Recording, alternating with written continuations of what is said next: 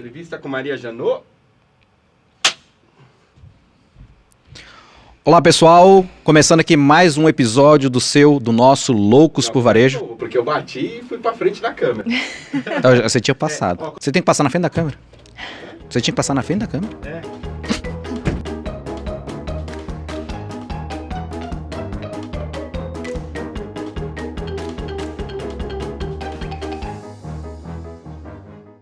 Olá pessoal, começando aqui mais um episódio do nosso Loucos por Varejo. E hoje um episódio super especial. Vocês sabem que aqui já tiveram grandes nomes do varejo, pessoas que vieram, passaram, marcaram, deixaram história aqui com a gente, ajudaram a levar informação, levar conhecimento, levar cases para o mercado. E hoje eu tenho um episódio muito especial com a filha de um grande entrevistado, querido Pedro Janot, que já esteve aqui com a gente, né? Quem não sabe a história um pouco do Pedro, dá uma consultada nos nossos episódios anteriores e você vai ver aí o bate-papo que a gente teve super gostoso. O Pedro se dispôs a estar aqui. Maria Cândida Janot, obrigado pelo tempo de estar aqui com a gente também, para a gente trocar uma ideia aqui, bater um papo também sobre varejo, moda, empoderamento feminino hoje na frente também do mercado de modas. Então, obrigado aí. Se quiser também faz uma apresentação aí para o pessoal te conhecer um pouquinho mais. Muito obrigada, Edson. Eu que agradeço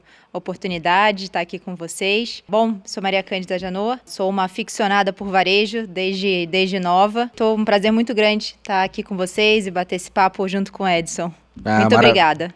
Maravilha. Bom, já adiantando, você que não conhece o canal, que está chegando agora, ou você que já acompanha ainda, não curte, vai lá, curte, compartilhe, comente, segue, ativa o sininho aí para sempre estar recebendo informações e novidades aí sobre os nossos bate-papos aqui também. Bom, Maria Cândida, para começar a falar de varejo, né, até um pouco também de uma história de vivência familiar que você vem, junto com acompanhando um pouco da rotina, da jornada, né, do Pedro nesse processo, né? Então, quando é que você começou a entender um pouco mais sobre esse universo de moda, de negócios, de varejo, até um pouquinho aí como é que foi essa trajetória acompanhando o papai nessa caminhada e o que te despertou realmente a ir para esse caminho, seguir para esse processo aí junto ao varejo? Então, Edson, desde nova, né, eu vivo o varejo na minha casa, sempre foi tema de almoço, tema de café da manhã, porque foi virando uma paixão, né? Eu brinco que a minha família é toda comercial, trabalhando também com moda, mas eu sempre tive muito próxima, né? Meu pai ia muito para a loja, em época da Richards, por exemplo, que eu tinha lá meus 5, 6 anos, eu sempre acompanhei ele sábado, domingo, que tinha que visitar uma loja, meio da semana, que eventualmente ele tinha que ir. Então eu sempre fiquei muito colada nele, vendo ele falar com as pessoas, vendo como ele agia, vendo como ele tocava no produto. Tem todo aquele processo do varejo, né? E vivia embaixo das araras de roupa.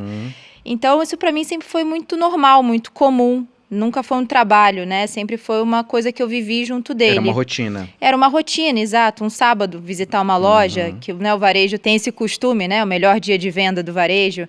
E isso para mim sempre foi muito normal. Eu decidi que eu queria ir para o varejo jovem. Eu comecei a trabalhar, ainda estava na escola, e eu queria muito, né, conhecer esse mundo, já gostava muito. E foi um momento engraçado, assim, importante, que eu fui para a inauguração da Zara do Iguatemi, São Paulo. E aí foi... Essa foi a primeira Zara no Brasil? Não foi. A primeira Zara no Brasil, se não me engano, foi no Morumbi Shopping. Morumbi. Mas a Zara Iguatemi foi uma coisa muito esperada, né? Foi um boom. A ansiedade, exato. A expectativa já era bem grande. Já era bem grande. Então, foi um momento que eu vi aquela inauguração, né? A loja lotada, e eu cheguei pra ele assim, então até dentro da loja, falei, eu quero fazer isso da minha vida. E aí a gente foi trilhando o caminho, né? E ele falou, então tá bom. Faça administração de empresas, porque vai te dar uma base de negócio, e comece pela loja. Tem que entender de cliente. Ponto. Tem que estar lá no chão mesmo, com o cliente, ouvindo coisas boas, ouvindo coisas ruins. Exato, explorando o produto, vendo o que ele toca, enfim. Então eu tive uma base muito grande e comecei por aí, toda essa minha trilha do varejo, começando pelo cliente, vendedora de loja, né? Então começou por aí, mas o varejo sempre esteve muito presente no meu dia a dia. E a gente fala disso até hoje, com prazer, sabe? Assim, não é uma coisa trabalho, a experiência do cliente. Enfim, então isso é uma coisa muito natural pra gente. Então, o pedaço dessa escola começou em casa mesmo. Começou em casa. Então, E continua em casa. Continua em casa até Continua em hoje, né? casa. E é legal porque o Pedro traz não só bagagem no varejo de moda, etc. Tem toda uma história aí por trás também da história do Pedro, né? Que a gente sabe. E esse despertar de, poxa, é isso que eu quero fazer da vida. Eu quero entrar no varejo mesmo, quero conhecer de ponta a Exato. ponta, desde estoque, desde recebimento, desde troca de estação, né? A Zara tem uma questão muito peculiar, e talvez você possa falar com muito mais propriedade, que é realmente esse senso de acessibilidade, mas ao mesmo tempo de escassez, né? A gente O sai tal um do pouco, FOMO, né? sai um pouco desse modelo departamental, vamos dizer assim, e vai Sim. para um pouco mais de exclusividade, né? Exato. Posso falar porque eu sou um usuário assíduo dos produtos Sim. da Zara. E é gostoso ir lá e procurar isso, né?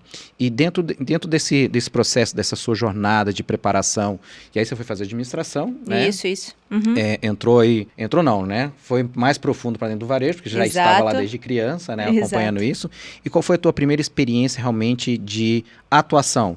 Nem que seja assim, comecei atendendo, comecei a Sim. entender um pouco de estoque. Qual foi a sua primeira operação? Edson, eu fui realmente pro chão de loja, porque para vender bem tem que comprar bem. Para comprar bem tem que ter dia de cliente. Então, e de loja, né? E de operação. Então, eu comecei pela loja, fui vendedora da Richards, da Zara. O meu primeiríssimo fui assistente de bandejeira de uma joalheria, da Antônio Bernardo. Que essa foi a minha época que eu trabalhei quando eu ainda estudava. Estudava no colégio, né? Ainda estava na escola. E aí, bom, depois da Zara, eu fui para a área de compras. Trabalhei na C&A na área de compras. Depois fui para a Besni, também na área de compras. Depois passei pela indústria têxtil, que também foi uma lá na super fábrica mesmo. fábrica, exatamente, gestão de vendas, numa fábrica têxtil, que me deu essa noção dos dois lados, do varejo e da indústria. Então, foi essa gama de conhecimento, né? Eu tive essa passagem, que foi super importante, assim, eu acho que a área de compras, ela é alimentada pela loja. Então, Sim. não tem outro jeito de... É a demanda que dá o drive. Exato. Justamente para essa parte fabril, né? Exato. Então, viver loja é fundamental, assim. Sim, não, super legal. E pensando agora um pouco nessa jornada realmente do cliente, né? Que você falou, fui entender o cliente, entender as necessidades, os desejos do cliente.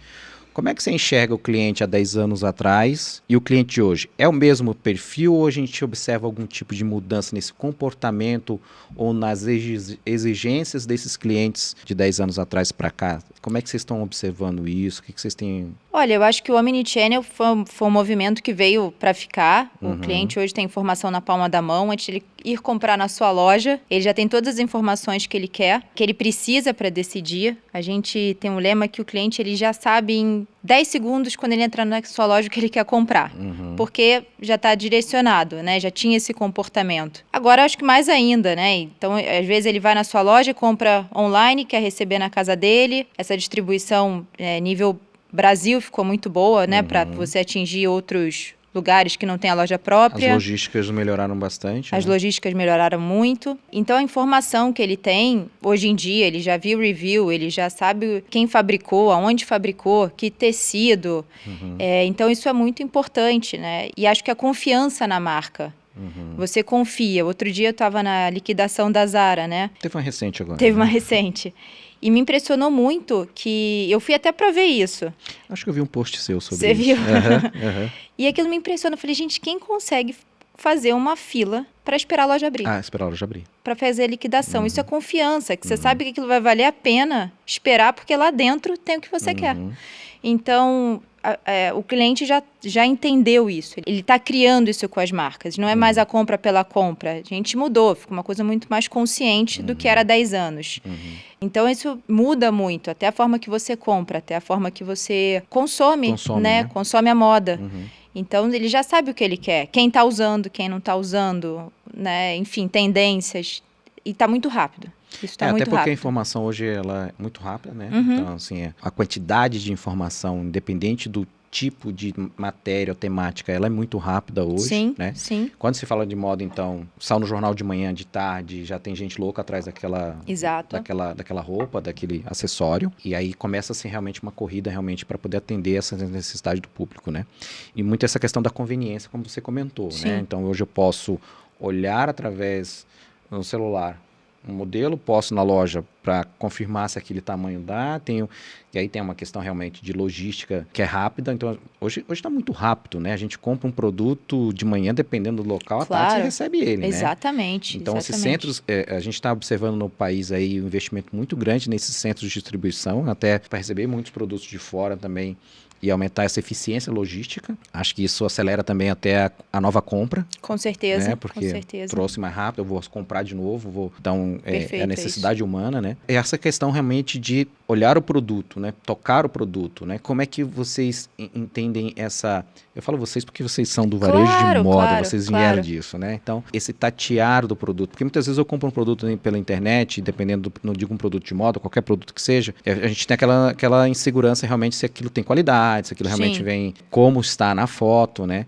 Então, teve até um episódio que a gente gravou um tempo atrás falando sobre isso, né? Assim, eu compro, mas fico naquela insegurança do que vem. E eu acho que quando você tem realmente o ponto físico, onde você consegue ir, você consegue experimentar, você consegue comprar, isso gera uma aproximação da marca junto com o cliente, né? Um atendimento. Eu digo isso mais uma vez porque eu sou usuário da marca.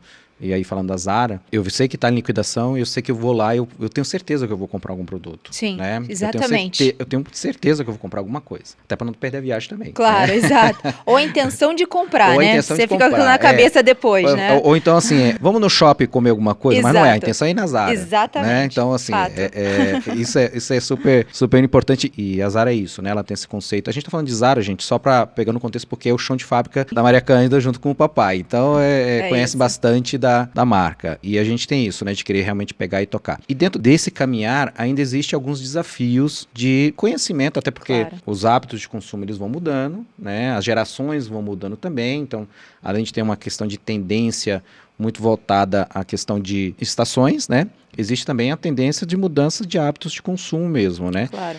E como que esse varejo de moda ele vai olhando para essas tendências? Ele acompanha o mercado externo, ele olha para fora para internalizar e tropicalizar alguma coisa? Como é que observa-se isso dentro desse mercado, desse universo? Tá, certamente o mercado ainda vai muito para fora para pegar as tendências.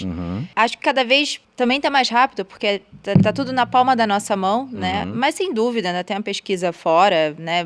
O varejo ainda vai muito para fora para fazer pesquisas de tendência, até porque a Europa tá sempre uma coleção na nossa frente, né? Por exemplo, a Europa. Então ainda tem muito essa questão da pesquisa. E eu concordo contigo sobre a questão do toque, do caimento.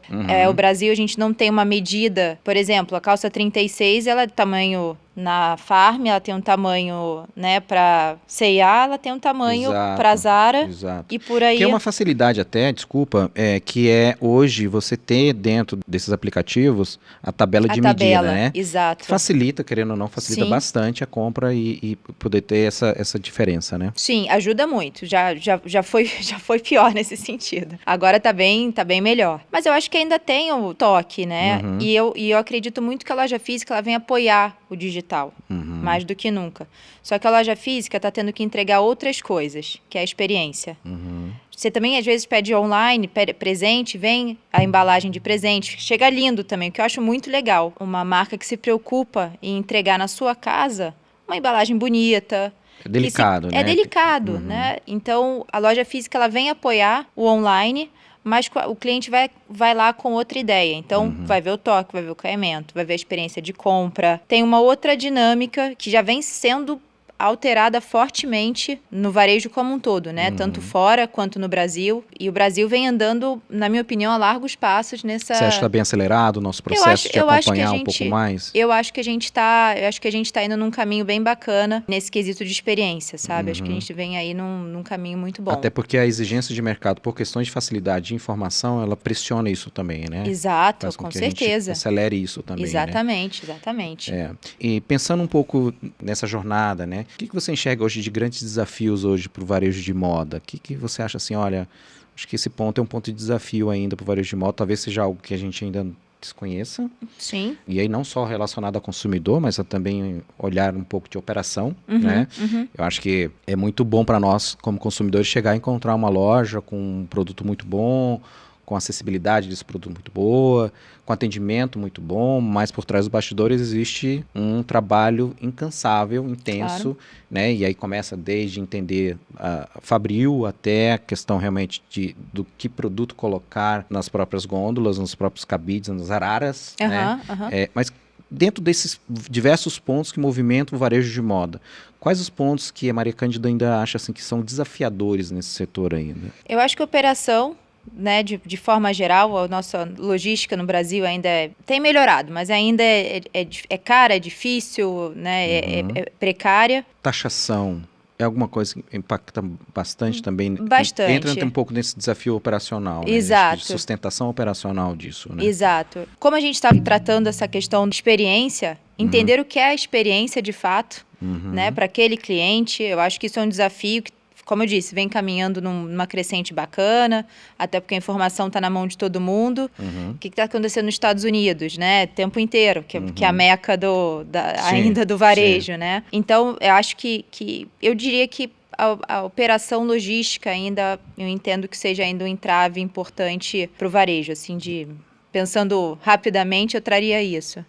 E os impactos vamos pegar uma operação da Zara, que é uma empresa espanhola, né? E hoje a gente tem os grandes marketplaces, os grandes e-commerces também chineses, que estão no Brasil também atuando. Sim. E mais uma vez, é uma questão também, acho que a China deu, nos últimos anos, uma melhorada muito grande em termos de qualidade. A gente tem um episódio que a gente gravou sobre isso também, falando um pouco sobre como a China correu com isso, com relação a aprender um pouco com essa parte que é a grande fábrica do mundo, né? Claro. Mas existe ainda, querendo ou não, eu falo que às vezes incomoda, né? Às vezes tem um certo desafio ali também para o varejo quando se fala de produtos que vêm da China, né? Com certeza. E eu acho que isso também é um ponto de desafio também para essas marcas um pouco mais elitizadas, um pouco mais de qualidade, como a Zara também é. Acho que a Zara é um meio campo, né? Ela é um meio termo entre o varejo de moda mais popular, mais acessível, um varejo de moda um pouco. Então você começa a pensar um pouco mais de qualidade, mas tem os produtos também chineses que vêm aí e acabam trazendo um pouco de desafio para isso, né? Eu concordo, é isso.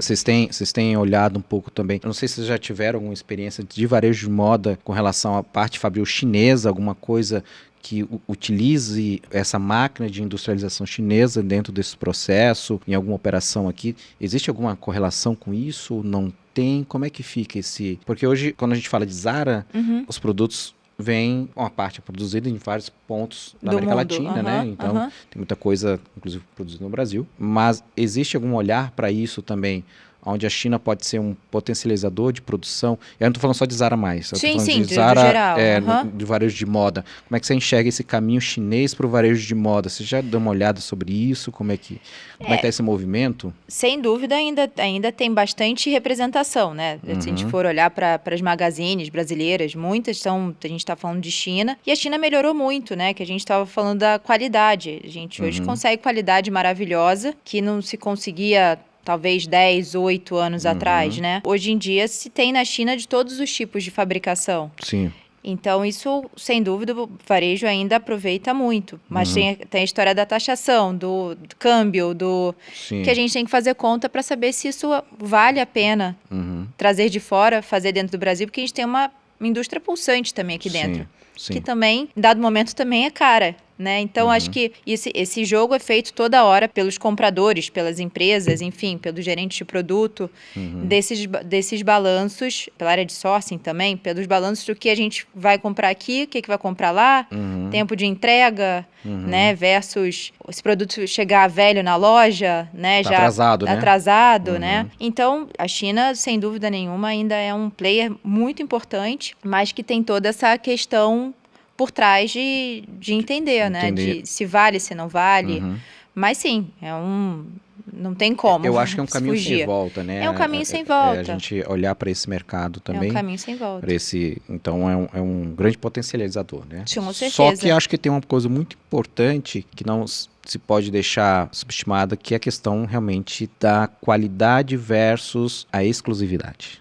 Né? Com certeza. Então quando a gente fala em grande escala, a gente fala de parece algo muito popular, né? Quando a gente fala de realmente algo mais requintado, algo mais exclusivo, né? Sim. Então, acho que essa qualidade tem que se manter. E até Com certeza. uma coisa que você falou aí, né? A questão do custo Brasil, né? que foi até um pouco do tema que eu conversei com o Pedro também. Sim. Então, acho que isso afeta bastante. Porque se a gente pega experiências de moda, por exemplo, e vou falar loja de departamento, você pega uma Primark, né? Você compra camisas... Não, é uma tentação, né? É uma Porque tentação. É uma tentação, porque €1, €2, dependendo do país, né? É isso.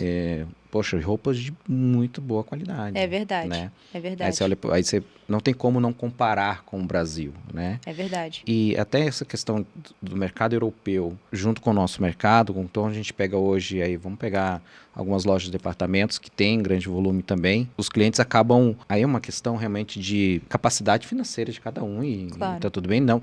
As lojas de departamento hoje também têm uma qualidade muito boa nos produtos, tem subido muita régua com relação a isso, eu tenho passado em algumas lojas para olhar também isso. E essa atenção realmente sobre cliente. Acho que o cliente é o maior laboratório que a gente pode ter para qualquer tipo de negócio. E aí, até pensando um pouco sobre isso, dentro desse processo, a gente olha muito o varejo como... Parece que o público feminino que olha mais...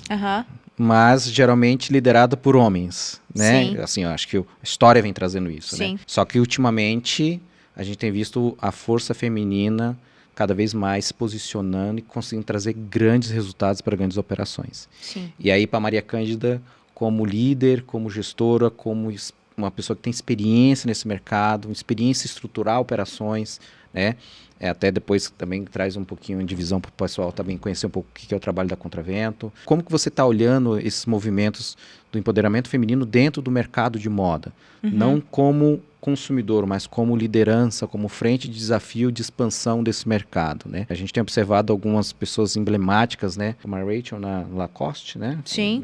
Sim. E várias outras também. E como mudou a marca, né, com essa gestão feminina muito forte também, né? Sim. Como é que você enxerga isso? Existe algum motivo para que esse empoderamento feminino dentro da gestão e desenvolvimento de negócio de moda esteja acontecendo tão em alta assim? Primeiro eu ia falar um pouco sobre a Magazine, né, as magazines em relação a produtos, a qualidade de produto. Eu acho que, falando de consumidor, o consumidor hoje em dia, como a gente falou, ele sabe o que ele quer, ele pesquisa, etc, etc. Então é um consumo mais consciente. Então as pessoas não estão comprando qualquer coisa. Antigamente as pessoas compravam, vou comprar, né? Não tinha muito critério. Antigamente, estou falando de 15 anos, 20 anos, né? É que a coisa está tão rápida que 5 anos para nós é muito tempo, exato, né? Exato. Então, e a gente teve uma mudança muito grande que foi a pandemia, né? Foi um clique muito rápido de chave que a gente deu, né? Que veio nessa tocada também do consumidor, né? Desse comportamento de compra. Então, eu acho que todo mundo subiu a régua, como você usou, e acho que essa expressão é ótima, porque começou a perceber que, né, o consumo mudou. As pessoas não estão comprando blusinha, mais ou menos, que produzia 20 anos na China, né? Que a gente produziu na China. Hoje em dia a China teve que melhorar. Sim. Então teve aí toda uma escada desse consumo. Acho que isso ficou bem claro para mim aí nos últimos anos. E aí sobre empoderamento feminino, eu acho que é algo super relevante. No Brasil também, agora a CEO é uma mulher, a Zara no Brasil é uma mulher, a CEO... que legal, não estava sabendo. Acho que deve ter assumido há alguns meses, talvez um ano, deve ter já um ano. Então, eu acho que facilita muito quando você tá na pele. Brasileira. Que legal. Quando você, né, a mulher, você sabe como aquilo veste, qual é a experiência, né? A mulher, ela tem a sensibilidade. A sensibilidade, né? Exato. Então, até essa questão do relacionamento com o cliente. Isso. Eu não estou sendo nem um pouco julgador com relação a isso. Claro. Mas é a essência da mulher. Sim, né? Ela tem essa delicadeza. Eu falo que é a delicadeza da mulher. Sim. Então, eu acho que isso também facilita muito, né? A entender um pouco mais essa questão do consumo, do cliente, dos hábitos, da moda. Acho que acelera muito esse processo também, né? Com certeza, com certeza. Por exemplo, todas as empresas que eu trabalhei de varejo de moda, 98%, 95% são mulheres. O Pedro, a mesma coisa, né? Então, assim, sempre foi feito por mulheres, mas eu acho que a gente aqui está conversando uma outra coisa, uma liderança mais forte, né? O topo da pirâmide, né? E eu acho que isso traz uma sensibilidade muito grande, uma visão. Sou eu que estou vestindo. E toda a cadeia que tem feminino, masculino, infantil, quem puxa a venda sempre é a feminina, né? Se tiver diferente, está errado. Então, tem essa sensibilidade de você estar vivendo aquilo. O que é importante para mim? O que não é importante? E eu acho que isso traz uma maturidade para o negócio, sabe? Junto com a sensibilidade, uma maturidade de discussões, de... As sensações também, né? Porque eu até pegar aqui, lembrou você falando aqui, me lembrou um fato. Às vezes eu tô em dúvida em alguma peça e a minha esposa fala assim, compra essa aqui que vai fazer mais sentido. Eu, não, mas essa peça, ela... vai por mim que você vai passar de ano. Então, assim, vai dar certo. E quando eu vou pela minha cisma, não dá certo. Chega em casa e troca.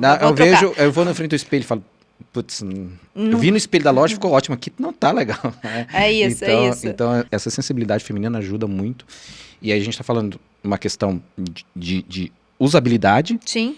E com certeza isso conecta com questão de gestão realmente, de liderança também, porque você acaba subindo as camadas, isso vem subindo umas camadas e essa sensibilidade ela acaba vindo top-down. Né? Você consegue distribuir isso porque você tem uma visão e a sensibilidade realmente quando a gente fala de varejo de moda. Mas além disso, né, a gente vê hoje muitas mulheres à frente de outros segmentos também que realmente tem a sensibilidade também envolvida com relação à própria questão humana, à própria questão cultural, claro. à própria questão de mercado. Eu falo que a mulher... O homem é imediatista, a mulher respira, ela pensa 3 segundos. Então, esses 3 segundos faz total diferença, né? Então, e eu vejo muito isso hoje, né? Essa questão da força feminina. E eu sou fã, assim, tem umas líderes aí que eu faço, eu sou aluno, assim, eu gosto de assistir, eu gosto de olhar, eu gosto de aprender e é super legal, né? É muito legal. O Pedro fala sempre, assim, meu pai sempre fala brincando pra gente, brincando, né? Modo de dizer, em casa que a gente é muito melhor, vocês são muito melhores do que a gente. Mas muito melhor. Então, justamente por isso, né? De ter essa sensibilidade, de ter essa ponderação. Então, acho que isso une bastante forças. Eu acho que até a questão maternal.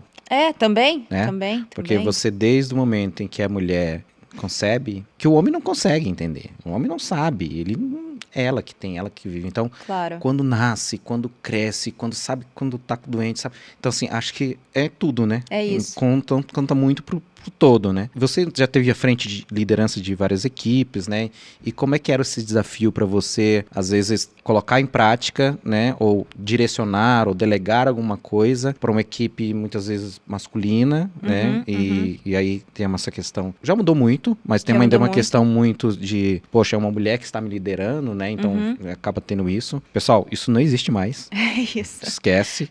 Mas ainda bem. Mas, não, até porque senão o mundo não teria avançado, né? É isso. Então, assim, tem muito isso também, né? Então, como teve experiências de liderança, como é que foi esse desafio para você à frente disso, né? Ou de levar uma inteligência ou uma consultoria e dizer, poxa, a Maria Cândida está me passando isso, né? Eu sei que a mulher, ela é muito posicionada, ela é firme, né?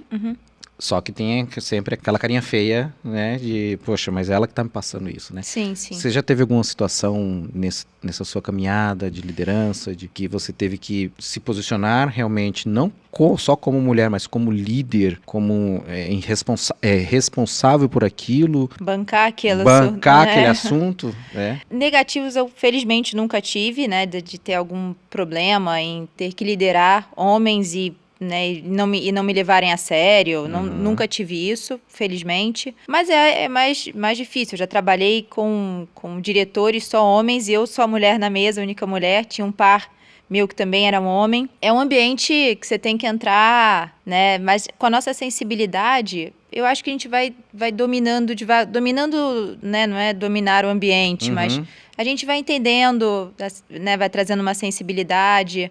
Eu acho que a mulher tem também, às vezes, mais facilidade de pedir ajuda, de levantar e falar, olha... E não é por ser mulher ou homem, acho que é uma sensibilidade. Sim. Pedir ajuda é bom. Por favor, me ajuda. Me ajuda a enxergar o que eu não estou enxergando, né? Não estou conseguindo lidar com essa pessoa, então, né, profissionalmente. Então, acho que a gente tem essa facilidade também de estar mais vulnerável. Acho que essa é a palavra. Acho que essa vulnerabilidade traz crescimento. Exato, né? Com certeza. Ter consciência dessa vulnerabilidade traz crescimento. E nessa sua jornada, como o Pedro já te ajudou assim, já teve algum momento em que você, puxa, eu vou fazer uma consulta ao papai para entender algumas coisas aqui. Eu sei que o tempo do Pedro era super corrido, né? Super escasso, mas com certeza te ajudou muito nessa jornada, né? Sem dúvida. A gente sempre trocou muito, sempre aprendi muito com ele, assim, né? Mudança de trabalho, ele sempre me apoiou e falou, vai. Sempre dava combustível, né? Vai consertando, se não der certo, troca, né? Então, sempre me deu muita coragem para isso, né? Contei sempre muito com ele, obviamente com a minha mãe também, pela sensibilidade feminina. Claro. Então, eu sempre tive muito apoio, até hoje, a gente trabalhando junto, né? Eu trabalho com ele faz 4 anos, tive todo esse meu background de varejo, fiz minha história, né? Porque ele sempre, inclusive, falou isso pra mim, faça a sua história é sua história, a minha é a minha. Com certeza. E a gente vai se encontrando no meio do caminho. E, enfim, vim trabalhar com ele nesses últimos 4 anos para a gente estruturar a Contravento, que hoje é a nossa empresa. A gente tem um hub de educação, mentorias, palestras, conselhos consultivos, né, e outros negócios embaixo desse hub. Hoje a Contravento ela tem um papel de preparação, né? Isso. Mais focado em executivos. Mais focados em executivos e média gestão. Tá. E mentoria de negócios. Legal. Que a gente é apaixonado. Já vem Exato. no DNA, Exato. E além disso, vocês também trabalham com novas operações no Brasil, né? Isso. A entrada de novas operações no Brasil também. Exato. Além disso, o que o mercado brasileiro, porque a gente fala em preparação, além da parte de preparação e performance, né?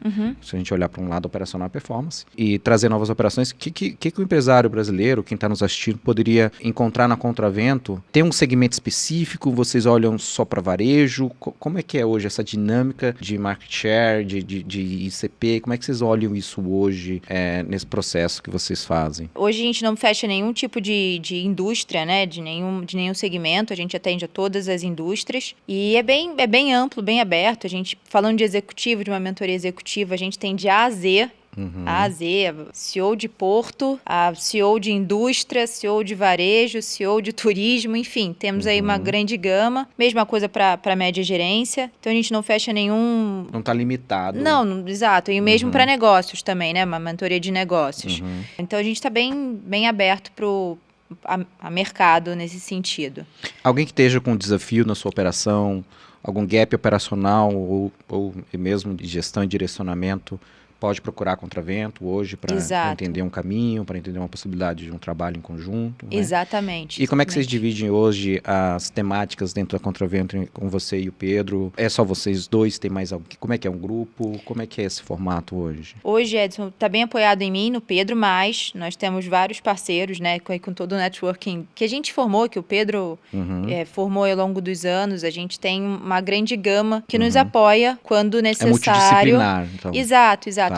A Contravento é um grande hub, né? Então a gente está criando pilares que nos apoiem nessa mentoria. Criando não, isso já está criado. Sim. Mas porque como é algo individualizado, cada doente precisa de um remédio. Não adianta dar paracetamol para todo mundo.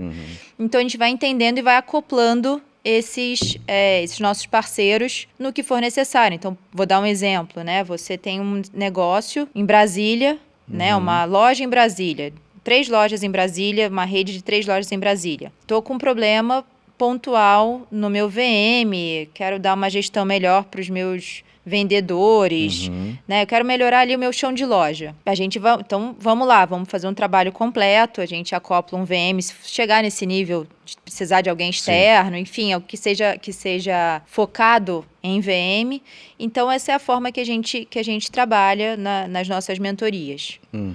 Justamente por ser algo individualizado, né? Não coloco todo mundo dentro de uma sala e dou o mesmo treinamento, entendeu? Sim. Como você falou, né? Para cada dor, um remédio. Para cada dor, um remédio, exatamente. Legal. Ó, você que tem sua operação, tá com um desafio, né? A gente não fala dificuldade, gente. A gente fala desafio. Porque quando a gente fala dificuldade, parece que é algo que a gente não vai vencer. Então a gente fala desafio. Procurem a Contravento. No final, a Maria Cândida vai deixar aí os contatos também para fazer contato com ela, com o Pedro também, tá? Mas é importante a gente, em alguns episódios a gente já comentou sobre a questão da importância de ter uma boa consultoria estratégica de negócio, uma boa consultoria contábil e fiscal também, até pelo cenário que a gente está hoje, de desafio no país com relação a essas temáticas, né?